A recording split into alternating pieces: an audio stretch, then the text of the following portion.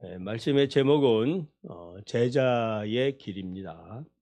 18절을 보면 예수님은 이제 무리들이 와가지고 자기를 에워싸는 것을 보시고 제자들에게 건너편으로 가자라고 명령을 합니다.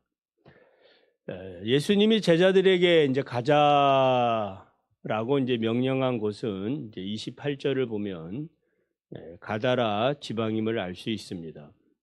이제 가는 중간에 풍랑을 만나 이제 죽을 고생을 하긴 했지만 그것에 도착해 보니까 귀신 들려 무덤 사이에서 고통당하는 두 사람이 있었고 이 두 사람을 이제 우리 예수님께서 이제 고쳐주신 사실을 알 수가 있습니다.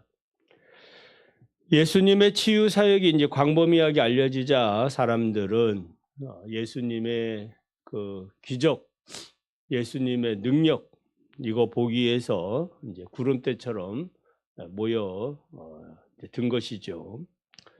예수님께서는 이들에게 더 이상 자신의 능력을 이제 보여주지 않고 이제 드러내지 않은 거죠. 오히려 사람이 없고 귀신에 사로잡혀 고통당하는 잃어버린 영혼에게 이제 주목을 하고 있었던 것입니다.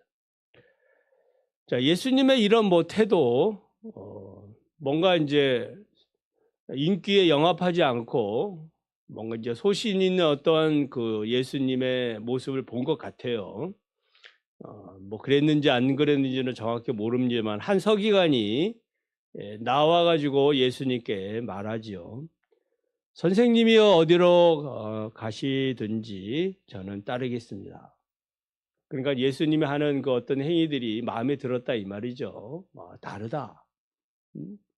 다른 사람들과 다르다. 이건 이제 깨달은 것 같아요. 어떻든 서기관 중에 예수님을 따르겠다고 나선 사람이 있다. 제자가 되겠다고 나선 사람이 있다. 이 대단한 거 아니겠습니까?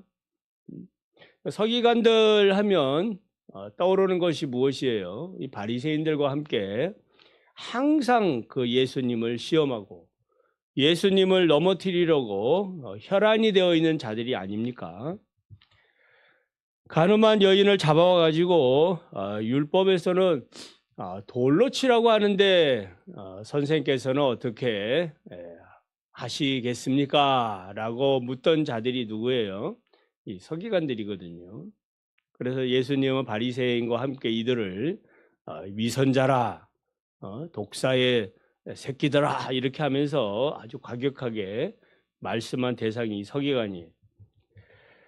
자, 예수님의 제자가 되겠다고 나선 이 서기관은 그 과정은 잘 모릅니다만은 예수님의 산상수훈을 들었거나 또 앞서 설명한 대로 예수님이 하는 여러 가지 그 행동들을 보면서 새로운 관점 가진 것이 분명합니다.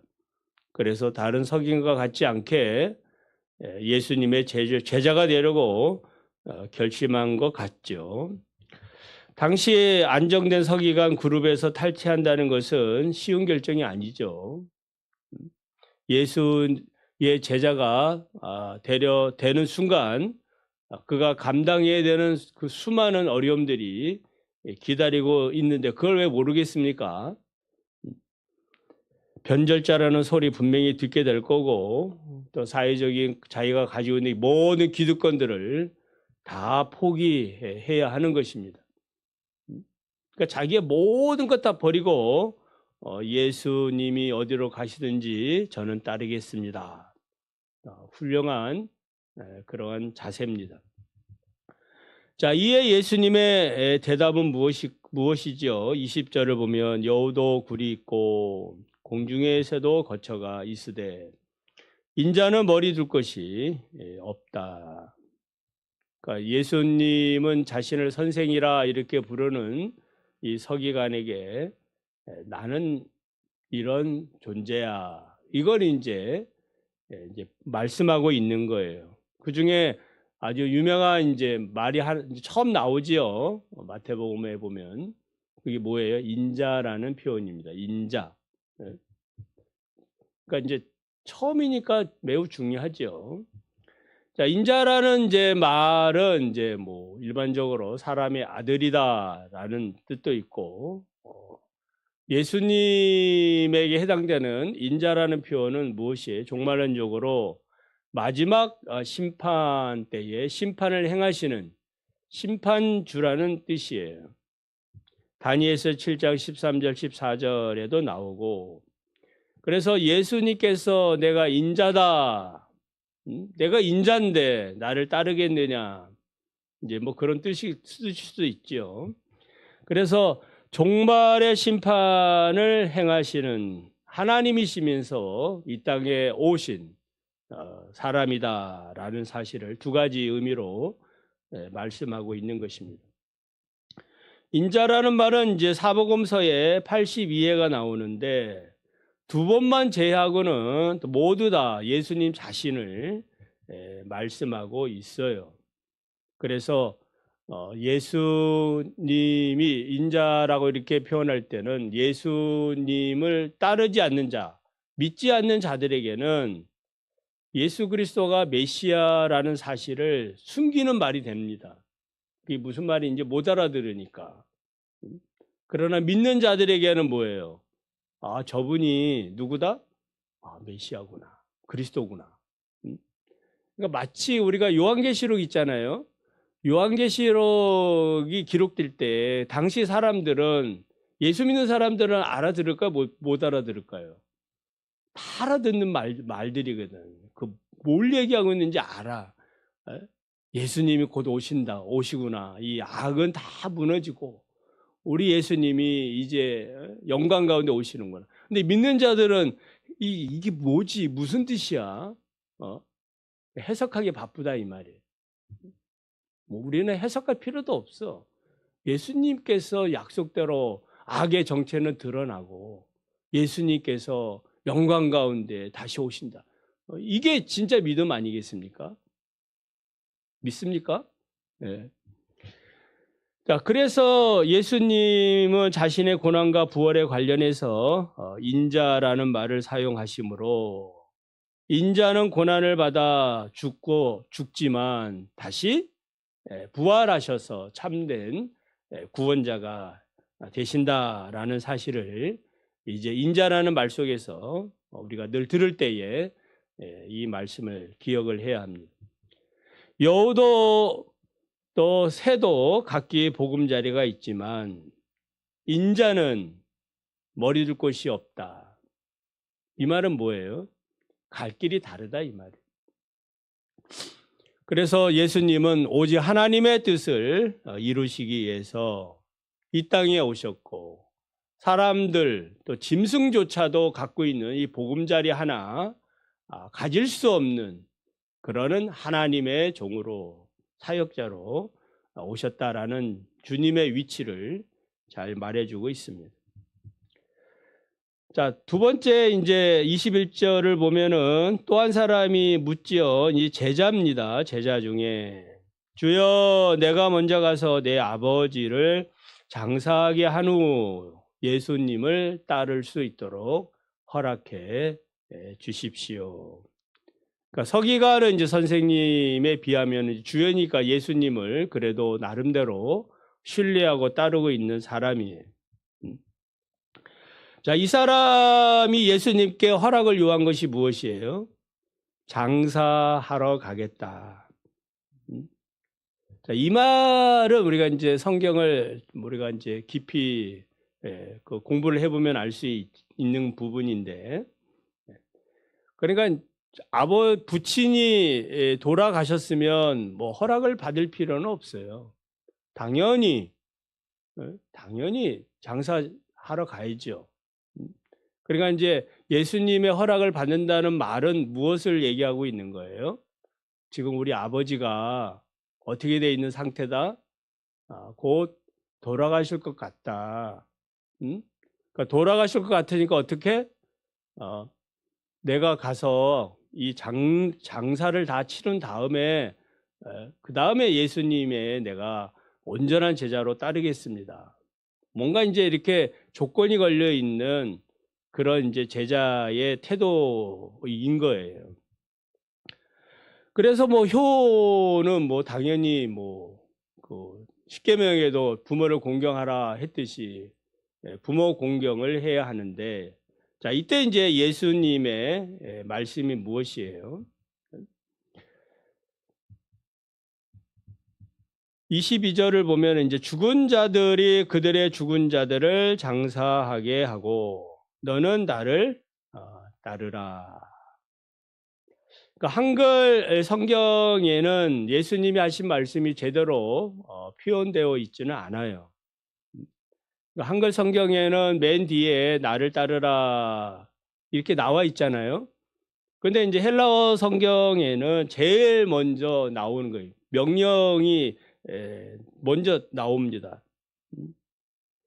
그러니까 쫓으라, 나를 쫓으라. 이게 이제 먼저입니다. 그러니까 부친의 장사를 치른 다음에 예수를 따르겠다라는 이 제자에게 먼저 나를 쫓으라. 왜 먼저 나를 쫓아야 되는지 그 이유가 이제 뒤에 설명이 되어 있는 거예요. 죽은 자들이 그들의 죽은 자들을 장사하게 하라. 이제 비유적인 그런 표현이기도 하지요. 그러니까 장사하는 사람들은 어떤 사람들이냐? 이 비유 속에 들어있는 내용이 뭐예요? 예수 그리스도를 알지 못하는 자들을 말합니다.